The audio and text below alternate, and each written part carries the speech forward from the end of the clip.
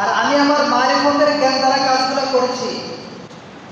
এগুলো আমি আমার নিজ থেকে একটা কাজ করি নাই, আল্লাহ তাআলার হুকুম ছাড়া। সুবহানাল্লাহ। আমার এবার খিজির আলাইহিস সালাতু ওয়াস সালাম ডাকতে বলতেছেন, পয়গম্বর মুসা, ও মুসা শুনে রাখো, আমি যে প্রথম যে কাজটা করেছি, যে নৌকাটার একটা তখ্ত ছিদ্র করে দিয়েছি, যদিও তুমি দেখেছো তাদের জন্য অপকার হয়েছে, তাদের জন্য ক্ষতি হয়েছে, যদিও তোমার জ্ঞান দ্বারা দেখেছো, কিন্তু তোমার জ্ঞান আর আমার জ্ঞানের মধ্যে পার্থক্য হচ্ছে। আমি লক্ষ্য করে দেখলাম এই যে নৌকাটা সামনের দিকে যাচ্ছে, অগ্রসর হচ্ছে, সামনের দিকে যাচ্ছে, সামনে একটা জালিম বাদশা আছে। এই জালিম বাদশার কাজ হলো কোনো নিখুঁত যদি কোনো নৌকা দেখতে পায়, ওই নৌকাটা তাদের কাছ থেকে ছিনিয়ে নেয়, জোরপূর্বক তাদের কাছ থেকে নিয়ে নেয়।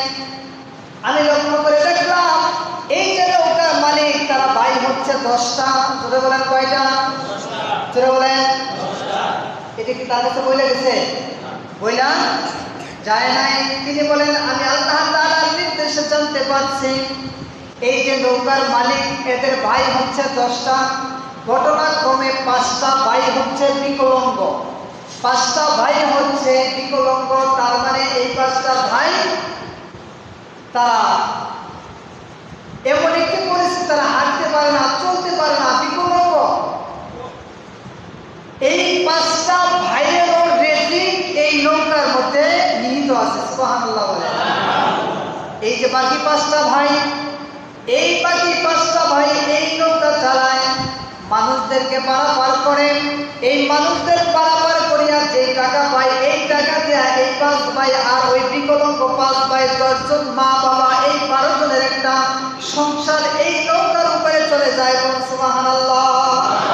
আমি লক্ষ্য করে দেখলাম সামনের দিকে গেলে এই যে জালিম বাদশা আছে, এই জালিম বাদশাটা এই নতুন নৌকাটা দেখে লোভ সামলাইতে পারবে না।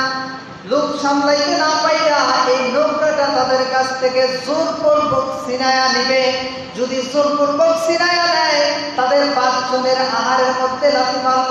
বাড়িতে যে 5 জন বিকলাঙ্গ ভাই রয়েছে, তাদেরও আহারের মধ্যে লাথি মারা হলো।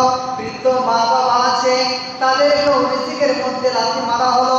এই জন্য আমি চিন্তা করলাম, যদি এই নৌকাটা ত্রুটিপূর্ণ করে দেওয়া হয়, তাহলে জালিম বাদশা এই নৌকাটা আর নেবে না।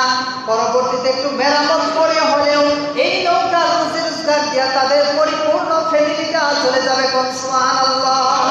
আল্লাহর পয়গম্বর মুসা গো, এবার আপনি বলেন তো দেখি কাজটা আমি খারাপ করছি কিনা? তাদের রিজিকের যে একটা ব্যবস্থা আমি করে দিলাম, এটা কি খারাপ কাজ করেছি? যদিও আপনার দৃষ্টিতে নৌকার তক্তাটা ভাঙা সাময়িকভাবে অপরাধ ছিল, কিন্তু অন্তর্নিহিত যে ঘটনাটা এখানে ঘটেছে, আপনি বলেন তো দেখি কাজটা খারাপ হয়েছে নি?